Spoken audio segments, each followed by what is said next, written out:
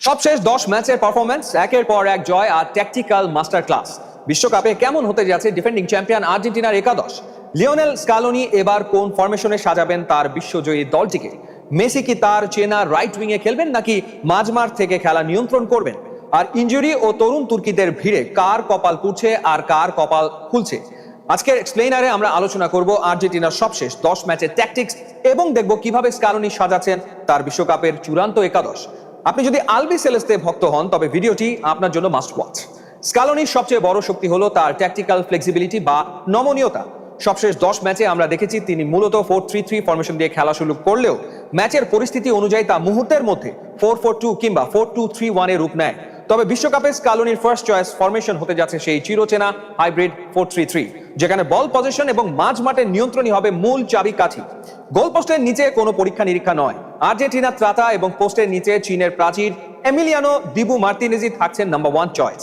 সবশেষ 10 ম্যাচে তার ক্লিন শিট আর পেনাল্টি বক্সের লিডারশিপ তাকে অটোমেটিক চয়েস করে তুলেছে। ডিফেন্সে স্কালোনি ভরসা রাখছেন গতি আর আগ্রাসনের ওপর। দুই সেন্ট্রাল ডিফেন্ডার হিসেবে থাকছেন ক্রিস্টিয়ান কুটি রোমেরো এবং লিজেন্দ্রো মার্টিনেস। নিকোলাস ওটামেন্ডির অভিজ্ঞতাকে ব্যাকআপ হিসেবে রেখে এই দুই তরুণের ওপরই ভরসা রাখছেন স্কালোনি। রাইট ব্যাকে নাহুয়েল মোলিনা তার ওভারল্যাপিং গতির কারণে প্রথম পছন্দ। লেফট ব্যাকে নিকোলাস তাগলিয়াফিকো তার ডিফেন্সিভ সলিডিটির জন্য এগিয়ে থাকবেন। আর্জেন্টিনার আসল শক্তি তাদের মিডফিল্ড।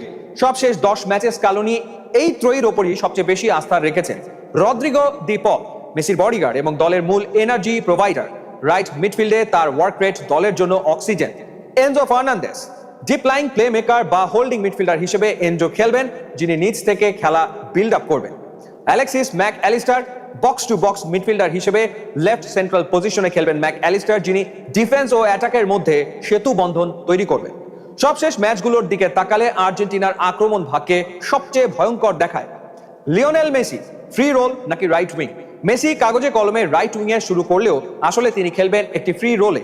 মাঝ মাঠে নেমে এসে বল রিসিভ করা এবং থ্রু পাস বাড়ানোই হবে তার কাজ। Lautaro Martinez number 9। সবশেষ 10 ম্যাচে লাউতারোর গোল স্কোরিং ফর্ম দুর্দান্ত। দলের মেইন স্ট্রাইকার বা নাম্বার 9 পজিশনে তিনিই থাকছেন। হুলিয়ান আলভারেজ থাকবেন সুপার সাব বা ট্যাকটিক্যাল চেঞ্জের জন্য। আনহেল ডি মারিয়ার অবসরের পর লেফট উইংটা এখন সবচেয়ে বড় আলোচনার বিষয়। সবশেষ ম্যাচগুলোতে স্কালোনি এখানে নিকোলাস গঞ্জালেসকে ব্যবহার করেছেন তার ডিফেন্সিভ ট্র্যাকিং এর জন্য। তাহলে স্কালোনির মূল গেম প্ল্যানটা কি?